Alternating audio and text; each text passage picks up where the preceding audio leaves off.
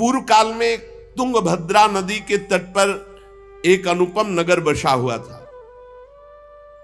उसमें सभी वर्णों के लोग अपने अपने धर्माचरण करते, सत्य में तत्पर रहते थे। उस नगर में समस्त वेदों का ज्ञाता, श्रौत स्मार्त कर्मों में निपुण एक ब्राह्मण रहते थे जिनका नाम था आत्मदेव। तेज तो ऐसा था मानो दूसरे सूर्य भगवान ही हो। ब्राह्मण तेजस्वी, वैदज्ञ, सत्कर्म अनुष्ठान करने वाला, और कभी उसके दरवाजे से कोई भिक्षुक वापस नहीं लौटा। इतना उदार हृदय वाला, देगा ही कुछ न कुछ। पर पूर्व प्रारब्ध के अनुसार उनकी जो पत्नी थी उनका नाम था धुंधुली। पति का नाम आत्मदेव और पत्नी का नाम धुंधुली था। सुंदरी थी, कुलीन थी, पर लड़ाकू स्वभाव था, अपनी बात पे अड़ जाना। अब वो बड़े ज्ञानी थे, वेदज्ञ, वेद के ज्ञाता, इसलिए वो शांत रहते थे। लड़ाई घर में नहीं होती, वो लड़ने वाली ही बात करती थी, पर वो शांत रहते थे। जब घर में नहीं होती तो पड़ोसी से जाके भिड़ना, जरा जरा से कारण में। क्रूर स्वभाव, बकवादी स्वभाव, गृह कार्य में निपुण लेकिन कंजूस और झगड़ालू प्रारब्ध है। भोग विलास की कमी नहीं थी, खूब संपत्ति थी, घर बढ़िया सुंदर, परंतु सुख नहीं था। क्योंकि जब आत्मदेव घर में आते तो बस उपद्रव, लड़ाई झगड़ा, सब बड़ा नरक समझो। जिसकी घर में अशांति हो, झगड़ा होता, बड़ा नरक है। चैन से नमक रोटी खाए, प्यार से जीवे तो गृहस्थी धन्य। और खूब बढ़िया सब व्यवस्थाएं हैं, पर कलह, अशांति, मन नहीं मिल रहा एक दूसरे, ये बहुत धीरे धीरे अवस्था डल गई। कोई संतान ही नहीं हुई। बड़े बड़े पुण्य कर्म किए, खूब दान पुण्य किया, लेकिन संतान नहीं हुई। अब वो ब्राह्मण बड़े चिंतातुर हुए आत्मदेव की, जिसके संतान न हो तो फिर उसको पिंडदान कौन करेगा। गृहस्थी में विचार होता, कुल परंपरागत चलाने वाला तो कोई होना चाहिए। अब वो बड़े चिंतातुर हुए, हर उपाय करके हार गए थे। तो एक दिन उनके मन में आया कि एकांत जंगल में चलते हैं और अपने प्राणों को त्याग देते हैं। क्योंकि घर में जाओ तो कलह है, न कोई संतान है। अब क्या, सब कुछ करके देख लिया, बुढ़ापा आ रहा है, पुत्र तो हुआ नहीं, तो कम से कम पुत्र होता तो कुल परंपरा चलाने। अब क्या, वो ऐसी भावना में थे कि जीवन व्यर्थ है। जंगल को चल दिए। उधर एक सरोवर में प्यास बुझाने के लिए एक महान संत आ रहे थे। जब कोई धर्मात्मा पुरुष दुखी होता है तो भगवान अव्यक्त रूप से संतों से मिला देते हैं। वो सन्यासी महात्मा थे। ब्राह्मण देखा कि वो जब जल पी चुके तो जाके साष्टांग दंडवत किया। शास्त्रों का ज्ञान था, हाथ जोड़कर खड़े हो गए। तो कथम रोदसी विप्रत्वम काते चिंता बलियसी वदत्वम सब्बत सत्वरम मह्यम स्वस्य दुखस्य कारणम। ये लंबी लंबी सांसें खींच रहे हो, उदास खड़े हो, दुखी दिखाई दे रहे हो। देखने से तो लगता है कि तुम ब्राह्मण हो, क्योंकि तेजस्वी हो। क्या चिंता है तुम्हारी जो तुम जल्दी जल्दी श्वासें खींच रहे हो लंबी, और दुख प्रकट कर रहे हो। ब्राह्मण ने कहा, महाराज आखिरी उपाय आप है। वैसे तो मैं बताऊं, अपने जीवन से निराश हो चुका हूं। आपको देखा तो आशा बन गई। पूर्व जन्म का कौन सा प्रारब्ध मुझे पता नहीं, पर संतान योग नहीं। अब मेरे पितर गरम गरम आंसू चिंता जनित छोड़ रहे हैं, क्योंकि पिंडदान करने वाला हमारे कुल में कोई नहीं रहा, संतानें नहीं उत्पन्न हुई। बहुत दुखी हो गया हूं। सही बताऊं, मैं आम प्राण त्यागने आया हूं जंगल में। मेरा मन मुझे धिक्कारता है कि तुम्हारा सब कुछ बेकार जब संतान नहीं। और यहां तक कि मैं जिस गाय को पालता हूं वो भी बछड़ा नहीं देती। वो भी बांझ हो जाती है। यहां तक कि जो पेड़ लगाता हूं उसमें भी फूल फल नहीं आते। कितना मैं दुर्भागी हूं, बड़ा भागा हूं। अब मैं अपने प्राण त्यागने आया हूं। फूट फूट कर रोने लगे। संत का हृदय बड़ा करुणामय होता है। संत चाहे तो नवीन प्रारब्ध तत्काल रच सकते हैं, क्योंकि भगवान के भजन में अपार सामर्थ्य है। उन्होंने अपनी दिव्य दृष्टि से देखा, कहा आत्मदेव ब्राह्मण, पुत्र का मोह तो छोड़ दो, आप विवेक का आश्रय लो, भजन करो। मैं तुम्हारी रेखा को देख रहा हूं, एक जन्म नहीं 7 जन्म तक कोई संतान है ही नहीं। देखो, संतान के पीछे मत पड़ो। राजा सगर, महाराज अंग, बड़े बड़े संतान में बहुत दुख भोगे हैं। अब तुम भजन करो। जंगल में निकल आए, भजन करो, संतान की आशा छोड़ो। ब्राह्मण ने कहा कि मुझे उपदेश नहीं, ये उपदेश नहीं, सब पढ़ा हूं, मुझे पुत्र चाहिए, पुत्र देव, नहीं मैं आपके सामने अभी प्राण त्यागता हूं, मुझे पुत्र चाहिए। ब्राह्मण का ऐसा आग्रह देख करके सन्यासी जी ने कहा कि देखो, विधाता के लेख को कोई मिटा नहीं सकता। चित्रकेतु का चरित्र पढ़ के देख लेना। दैव जिसके उद्योग को कुचल देता है वो सफल नहीं होता। तुम्हें पुत्र सुख नहीं है। उन्होंने कहा फिर हम कह रहे हैं बस अब पुत्र का आशीर्वाद दे ही दो, नहीं तो प्राण त्याग देंगे आपके सामने। सन्यासी जी ने देखा है तुम मानने ही वाले नहीं, तो उन्होंने योग बल से एक फल प्रकट किया, तपोबल से, और कहा लो, योग तो नहीं तुम्हारे पुत्र का, पर मैं ये फल देता हूं, अपनी पत्नी को खिला देना, इससे बड़ा ज्ञानी महात्मा पुत्र पैदा होगा। तुम्हारी स्त्री 1 साल तक सत्य, शौच, दया, दान, ब्रह्मचर्य का पालन करे, एक टाइम अन्न खाए, तो और ये फल पाने के बाद 1 वर्ष के बाद ऐसा महापुरुष प्रकट होगा जो तुम्हारा कल्याण भी कर देगा, तुम्हारे पितरों का भी उद्धार कर देगा। वो योगी राज सन्यासी फल दिए। अब तो आत्मदेव बड़े प्रसन्न हुए क्योंकि कामना पूर्ण हो गई। फल लेकर आए। धुंधुली उनकी पत्नी थी जो लड़ाकू स्वभाव की, बड़ा क्रूर स्वभाव, दुष्ट स्वभाव, वैसे ही क्रूर स्वभाव था। आके कहा हो भाग्य, एक सन्यासी मिले, वो फल दिए, और उन्होंने नियम बताया है कि 1 साल तक सत्य बोलोगी, पवित्र रहोगी, दूसरों को दान करोगी, एक समय तुम अन्न खाओगी, और बहुत शुद्ध स्वभाव वाला महात्मा बालक पैदा होगा, ये फल खा लो। तो उन्होंने कहा कि फल तुरंत थोड़ी खाया जाता, नहा धो के बड़े पवित्रता से खाया जाता, लाओ और जाओ, आप निश्चिंत रहो। बोलने अगर हमारे सामने पाल, तुम्हें विश्वास नहीं, वो डरते भी थे, घर के बाहर हो गए। अब वो कुटिल स्वभाव की थी, क्रूर स्वभाव की।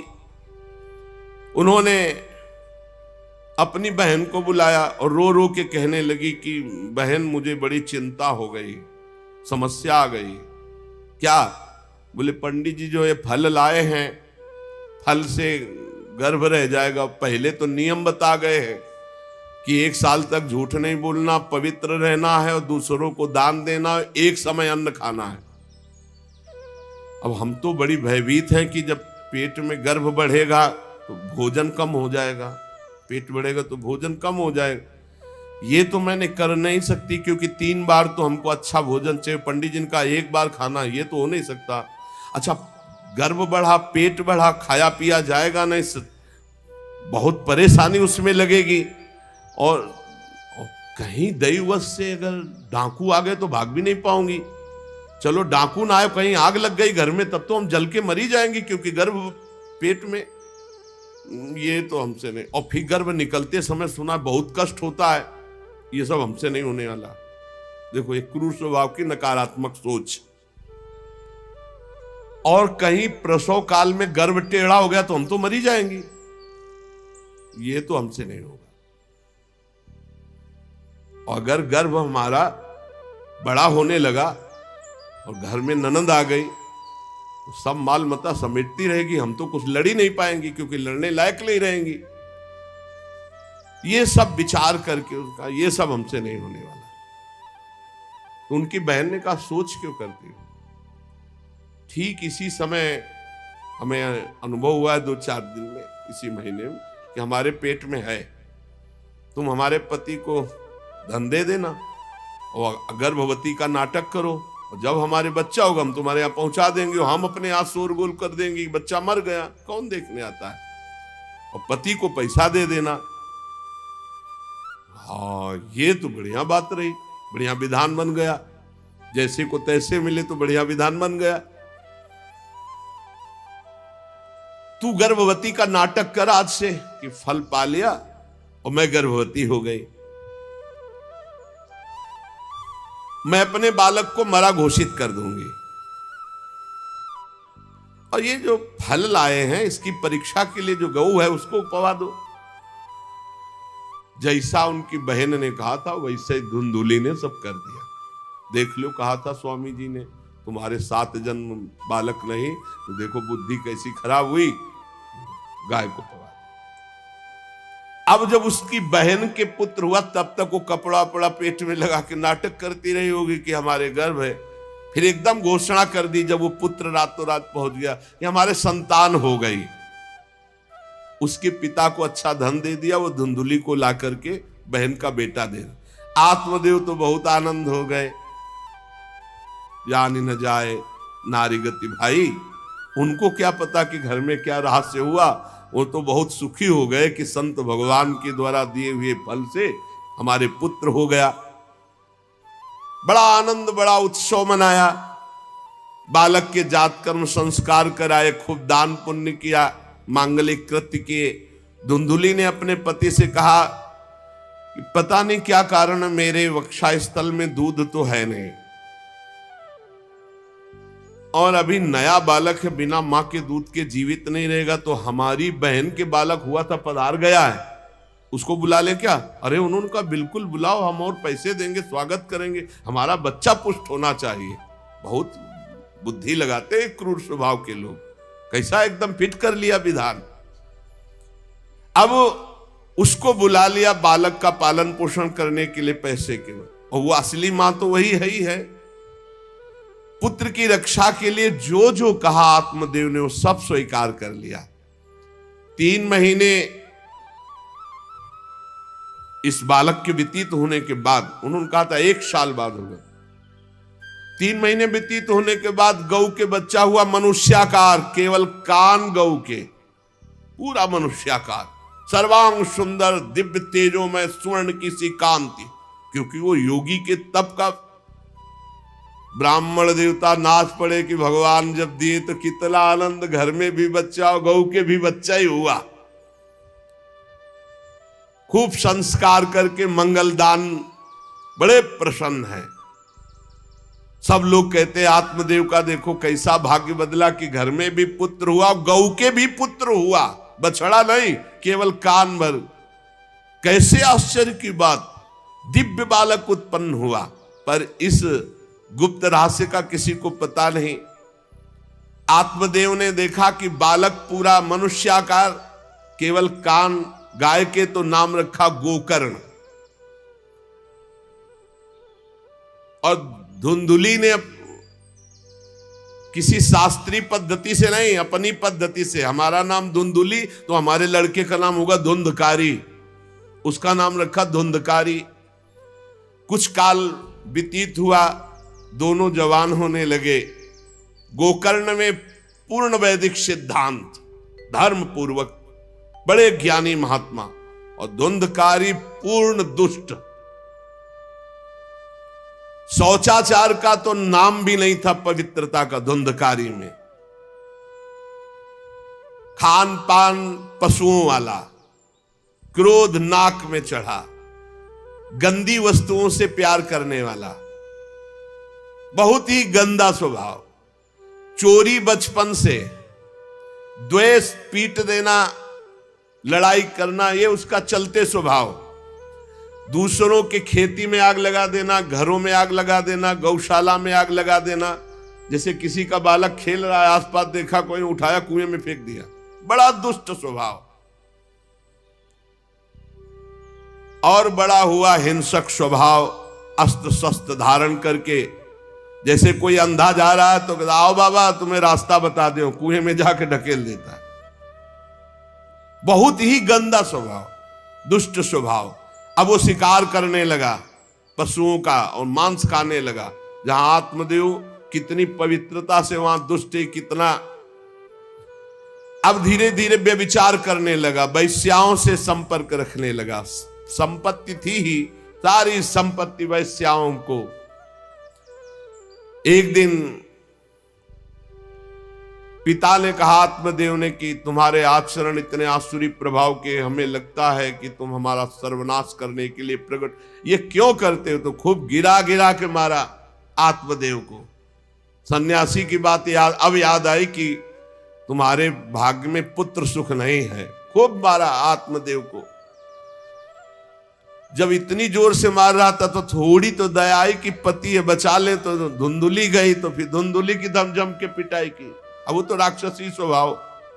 और घर के जितने जेवर बर्तन सब उठा के बेच दिए, वैश्यागामी। अब जब सारी संपत्ति स्वाहा, खाने को भी नहीं, तो धुंधुली बैठ के रोती। रोना इससे तो अच्छा कि मैं बांझ रह जाती। दुष्टता की ना, पति ने जब तुम्हें एक दिव्य फल दिया था, खाना चाहिए था। मैं कहां जाऊं, कौन मेरा सहयोग करे? बड़ी विपत्ति, बड़ा दुख, न खाने को न पीने को। अतरे दिन पिटाई करता धुंधकारी, आत्मदेव की भी और धुंधुली की भी। पिता बैठ के रो रहे थे। मैं सन्यासी की बात मान जाता तो गोकर्ण जी आए और उन्होंने कहा पिताजी, आप जैसे विद्वान पुरुष को ऐसा शोक करना उचित नहीं। तुम शास्त्र के ज्ञाता हो, तुम्हें चाहिए कि संसार की असारता का तो थोड़ा विचार करना हो। ये दुख रूपी मोह में फंसकर आप एक अज्ञानी पुरुष की तरह रो रहे हो, पिट रहे हो। पिताजी, क्या शास्त्रों में नहीं पढ़ा पुत्र किसका, धन किसका, पत्नी किसकी, शरीर किसका? ये मोह के कारण अज्ञानी जन रात दिन दीपक की तरह जल रहे। पिताजी, न सुख इंद्र को है, न चक्रवर्ती राजा को है। सुख है तो एकांत में भगवान का भजन करने वाले को है। ये देखो गोकर्ण, ये मुंचा ज्ञानम प्रजारूपम मोह तो नरके गति। ये नरक जाने वाली बात, पुत्र के मोह में फंस करके आप छोड़ो इसे, आपका शरीर नष्ट हो जाएगा।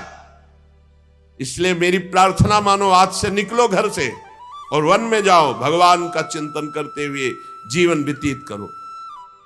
गोकर्ण जी के वचन सुनकर आत्मदेव वन में जाने के लिए तैयार हो गए। उनका बेटा, आज तक तो कभी वन में तपस्या भजन किया नहीं, बड़ा शरीर से राग है, क्या करूं, कैसे भगवत प्राप्ति करूं?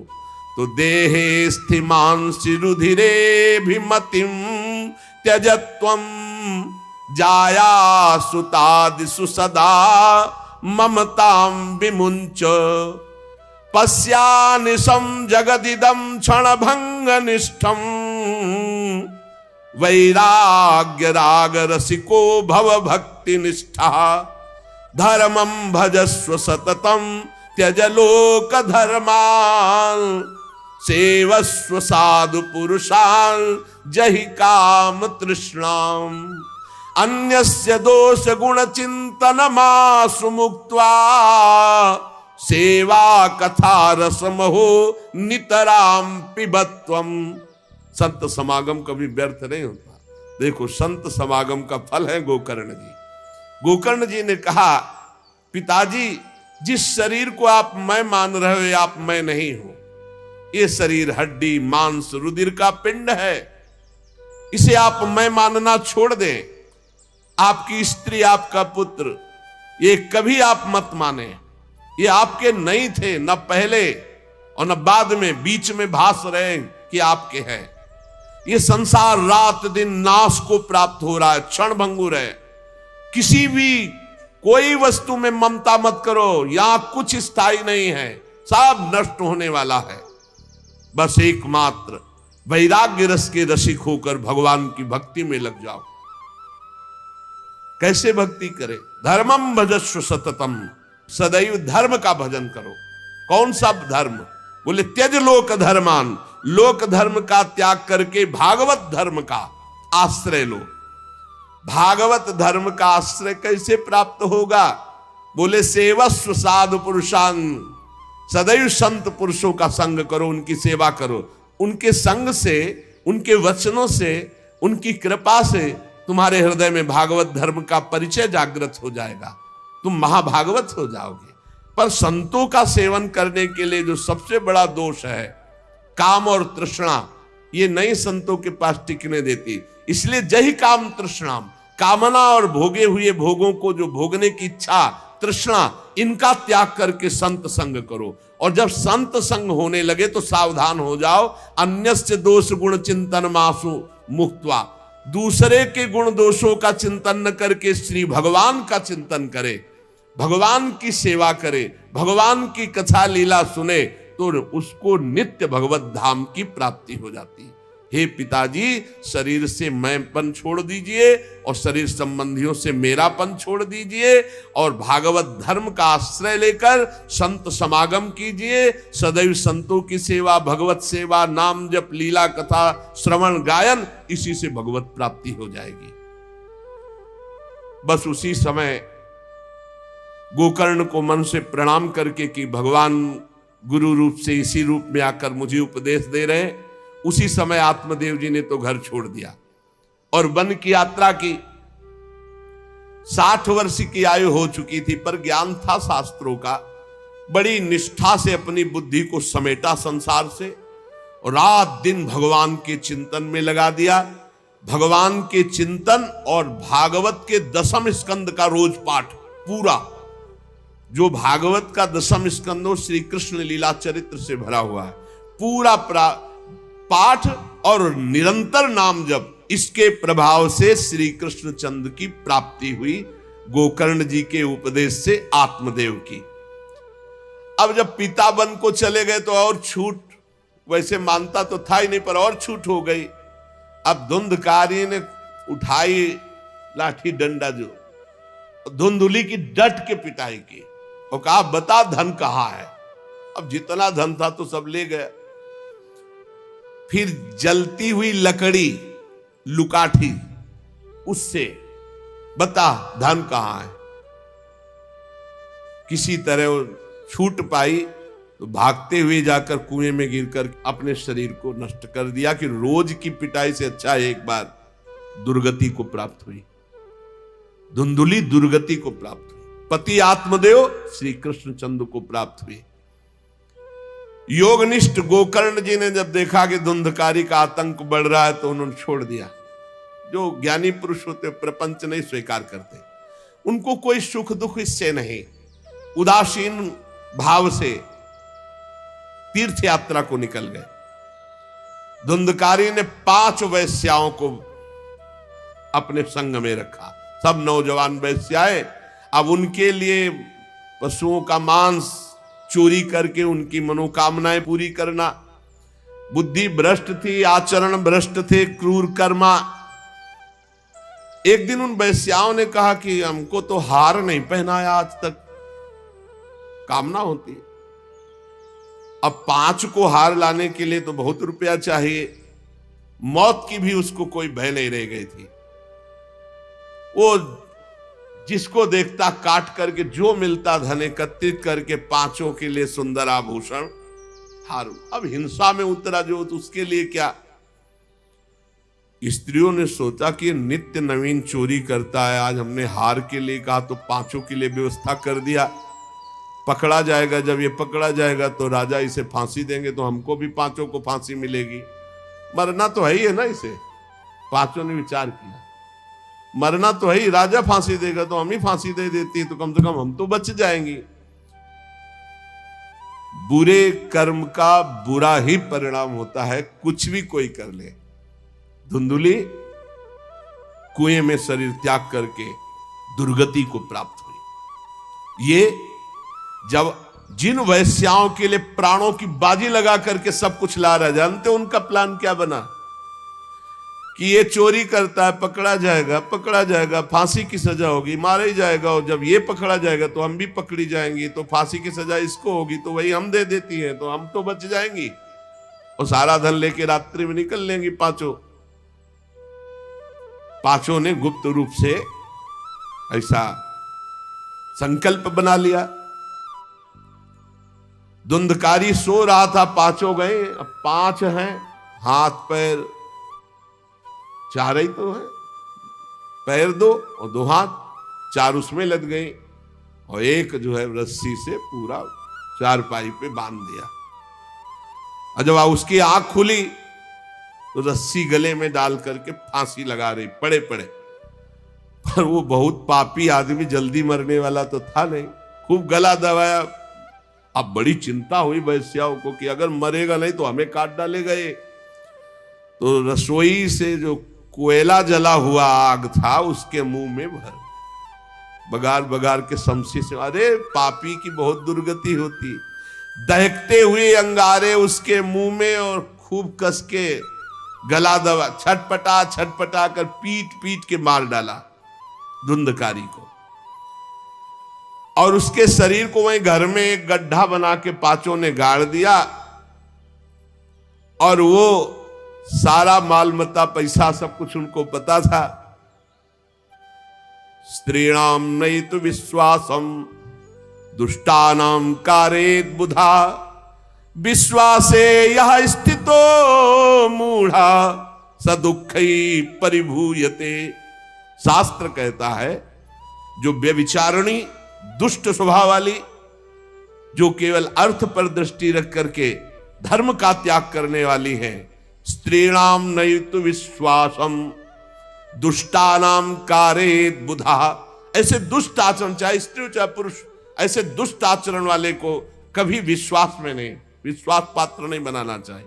और दूसरी बात करें, विश्वासे या स्थितो मूढ़ा सा दुखा परिभूयते, जो विश्वास करेगा अंत में मारा जाएगा, पर विश्वास पक्का हो जाएगा। क्यों? सुधामयम बचो, अमृतमय वचन, विश्वास हो जाएगा।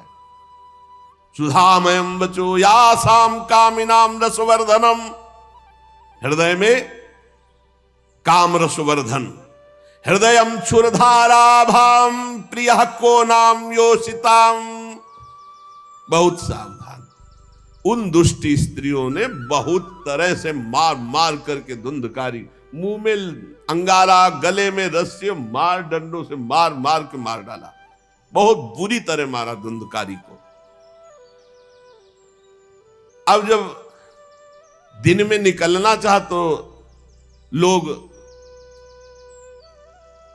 आज धुंधकारी नहीं देखा, बोले प्रीतम किसी कार्य से बाहर गए हैं, और असर लगाकर पांचों माल मत्ता लेके भाग गए। बहुत सावधान।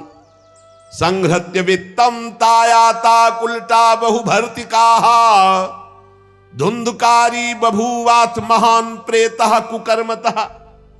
जो कई पुरुषों से सहवास करती हैं या कई स्त्रियों से जो सहवास करता है, ऐसा अपवित्र हो जाता है कि उसके छूने मात्र से पुण्य नष्ट हो जाते हैं। फिर तो उनके संग से ही रह रहा था, उसे वैश्या उसे ही कहते हैं। उन वैश्याओं के संग से सारे सुकृत नष्ट हो चुके थे, महान पाप का स्वरूप हो गया था, और वो सब भाग चुकी थी। तो धुंधकारी को भयंकर प्रेत योनि की प्राप्ति हुई। प्रेत योनि, भयंकर प्रेत योनि। अब वो बवंडर रूप, जो चक्रवात जैसे बवंडर देखते हो ना, वो रूप धारण करके 10 दिशाओं में भटकता। और प्रेत को स्वयं से पानी पीने के लिए कोई सुविधा नहीं। ऐसा नहीं नदी के किनारे रह रहा तो पानी पी लेगा, वो किसी को पकड़ेगा तब उसके द्वारा जो उसको पानी पिलाया जाएगा वो उसको मिलेगा। ऐसे पानी नहीं पी सकता, ना कुछ खा सकता है, ना कहीं विश्राम कर सकता है। वो बस हा दई चिल्लाता हुआ, रोता हुआ भटकता है। प्रेत योनि बड़ी भयानक होती है। जब तीर्थ यात्रा करके गोकर्ण जी लौटे तो सुना कि धुंधकारी का लापता और मार डाला गया। तब उन्होंने फिर गया गए और वहां पिंडदान किया धुंधकारी के लिए भी। बड़े महात्मा थे गोकर्ण। श्राद्ध किया और काफी तीर्थों में मंत्रानुष्ठान किया कि इसका कल्याण हो जाए। ये सब करके लौट आए अपने पिता आत्मदेव के घर में। रात्रि में कोई देख ना पावे इसलिए सीधे अपने घर में गए और शयन किया। और वहीं गड़ा था धुंधकारी, प्रेत आत्मा बन के वो मड़रा रहा था। वही प्रेत आत्मा ऐसे को नहीं छूती जो भगवान का भजन करते। देखो, अब जे धुंधकारी ने देखा कि गोकर्ण आए हैं तो उसको तसल्ली हुई कि महात्मा हमारा कल्याण कर देगा। और वो प्रकट हुआ, भेड़ा बना। धुंधकारी पहले भेड़ बना बड़ा, और ऐसे गोकर्ण जी ने देखा कि दरवाजा तो बंद था, भेड़ कहां से आ सकता है। तुरंत भैंसा बन गया, तुरंत इंद्र रूप धारण कर लिया, भयावा, प्रिय, ऐसे कई रूप बदल बदल। तब उन्होंने कहा ये विपरीत अवस्था, इसका मतलब ये प्रेत है। क्योंकि ऐसी विपरीत निंदनीय और बंदनीय दोनों रूप धारण कर रहा है, दुर्गति को प्राप्त हुआ प्रेत आत्मा है। वो डरने वाले तो थे नहीं, ज्ञानी महात्मा थे। गोकर्ण ने कहा, कस्तो मुग्र तरो रात्रौ कुतो यातो दशामिमाम किंवा प्रेता पिशाचो वा राक्षसो शीत संसना। कौन है तू? प्रेत है, पिशाच है, राक्षस है, क्या है ये? क्या नाटक कर रहा है? कभी भेड़ बनता है, कभी भैंसा बनता है, कभी इंद्र बनता है, कभी ये रूप। कौन है तू? ये अधोगति को प्राप्त कैसे हुआ तू? गोकर्ण जी डरे नहीं। अगर सच्चा महात्मा न हो तब तो भयभीत हो जाए। गोकर्ण जी सच्चे महात्मा है। अब वो चिल्ला चिल्ला के केवल रो रहा, एक शब्द भी नहीं बोल पा रहा। तो गोकर्ण जी समझ गए अधिक पाप होने के कारण ये बोल नहीं सकता। तब अंजलि में जल लिया और कई मंत्रों का जाप किया और फिर उसके ऊपर फेंका। जे भी फेंका तब बोल पाया, भैया मैं आपका भाई धुंधकारी हूं, बचा लो, मेरी भारी दुर्गति हो गई। मैं तुम्हारा भाई हूं, मैं धुंधकारी हूं।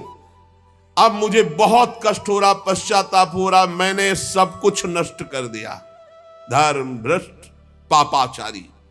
अब मेरी बड़ी दुर्गति है। उन उल्टा वैश्याओं ने मुझे तड़पा तड़पा करके मारा है। मैं कुछ कर नहीं सकता इस समय। ऐसा थोड़ी कि प्रेत है जिसको चाहे पटक दे, ऐसा नहीं है, ऐसा विधान नहीं। पहले वैश्याओं को मारता जाके, मैं कुछ कर नहीं सकता। प्रेत योनि में पड़कर दुर्दशा भोग रहा हूं। अब दैववश केवल वायु से जीवित हूं, बहुत प्यासा हूं, भूखा हूं, पर नहीं खा सकता, नहीं पी सकता। आप दया समुद्र भैया मेरा उद्धार करो। गोकर्ण ने कहा कि तुम्हारा उद्धार तो हो जाना चाहिए, तुम्हारे लिए तो मैं गया में गया, वहां श्राद्ध दिया, तीर्थों में भी अनुष्ठान किया, फिर तुम्हारा प्रेतियों से उद्धार कैसे नहीं हुआ? तो उनका भैया एक दो बार गया श्राद्ध से मेरा कुछ नहीं होने वाला, बहुत पापी हूं, बहुत बड़े बड़े पाप किए हैं, कोई दूसरा उपाय सोचो। छोटे मोटे पिंडदान से, दान पुण्य से मेरा उद्धार होने वाला नहीं, बहुत स्टॉक है हमारे पाप का।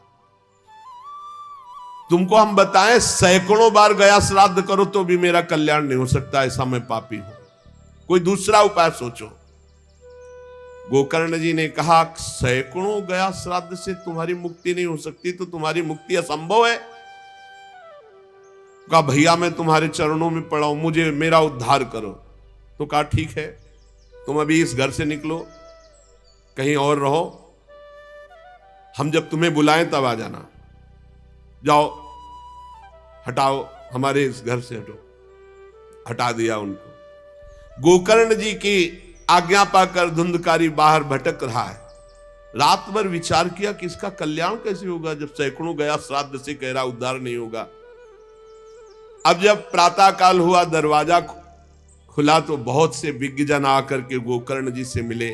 गोकर्ण ने सबसे सलाह की कि क्या हो सकता है, ऐसे ऐसे स्त्रियों ने उनको मारा और वो प्रेत योनि को प्राप्त हुए। जो लोग विद्वान थे, योगनिष्ठ थे, वेदज्ञ थे, उन्होंने कई शास्त्र पाठ आदि की बातें बताई सबने, पर सही उत्तर नहीं मिला। गोकर्ण जी महान तपस्वी थे। गोकर्ण जी ने प्रातःकाल स्नान करके अर्घ दे रहे थे, बोले औरों से क्या पूछना, सीधे सूर्य भगवान से पूछे। मंत्र का उच्चारण करते हुए सूर्य भगवान को स्थगित कर दिया, रोक दिया। बहुत बड़ी मंत्रों में तथा सर्वै सूर्य वाक्यम तन्मुक्तो स्थापितम परम गोकर्णा स्तंभनम चक्रे सूर्य वेगस्य वै, तथा सूर्य की गति को रोक दिया।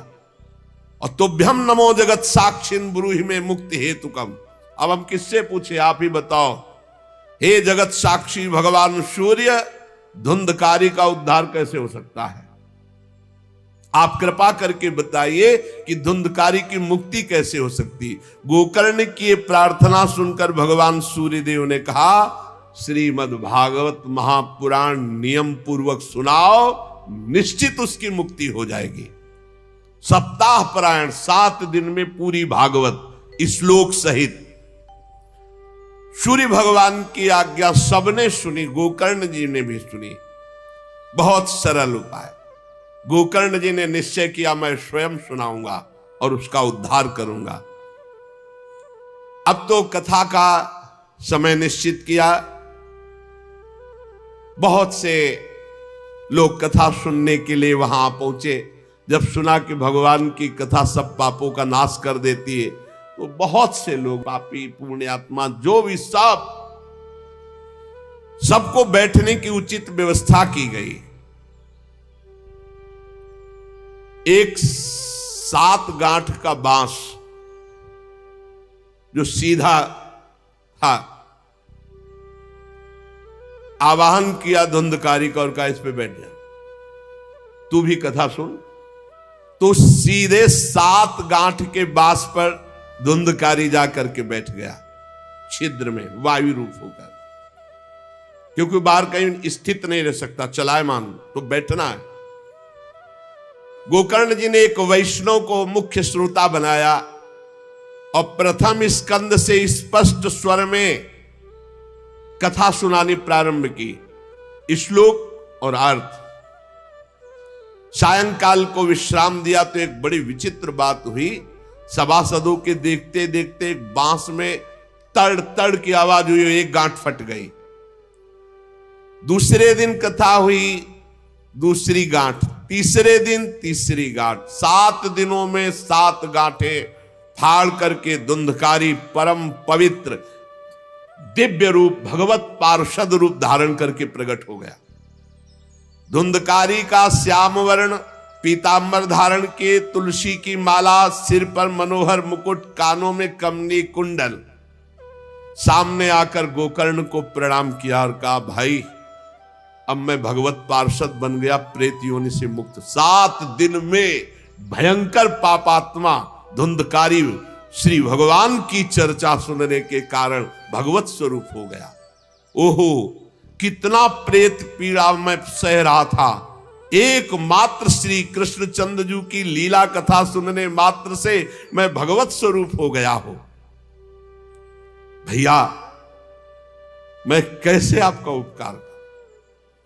मैं निंदनीय से निंदनीय पाप कर्म करने वाला कैसा उज्जवल स्वरूप प्राप्त कर लिया।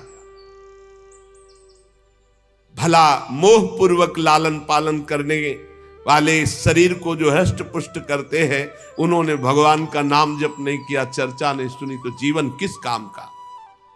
इसके पोषण के लिए पाप कर्म कर रहे हो और वृद्धावस्था आने वाली परिणाम में दुख, रोगों का दुख, भोगों की कामना का दुख, क्या क्या दुख, इसकी क्या गति होगी? गाड़ दिया जाएगा या जला दिया जाएगा। ऐसे मनुष्य शरीर को प्राप्त करके भगवत प्राप्ति नहीं की तो जीवन व्यर्थ चला गया। अरे जो अन्न प्रातः काल पकाया जाता है, दूसरे दिन सड़ जाता है, उसी अन्न से इस शरीर का पोषण होता है, 6 घंटे में मल बना के निकाल देता है। ये शरीर कहीं अविनाशी है क्या? नाशवान शरीर है। जो लोग भगवान की कथा से वंचित है, भगवान का नाम जप नहीं करते, वो बुदबुदे जीवों में मच्छरों के समान जीवन उनका है। जन्मे मरे किस काम के? भला देखो, जिस बांस में मैं बैठा था तो बांस की गांठ फट गई, क्या भगवान की कथा सुनने पर चित्त की गांठ नहीं नष्ट हो जाएगी? जड़ चेतन की गिरत। इसलिए धन्य है वो जो भगवान की कथा सुनने में अपना समय व्यतीत करते हैं। धुंधकारी ऐसी बातें कह रहा था, सबने देखा जय घोष करते हुए नमो नमः, और एक दिव्य विमान आया।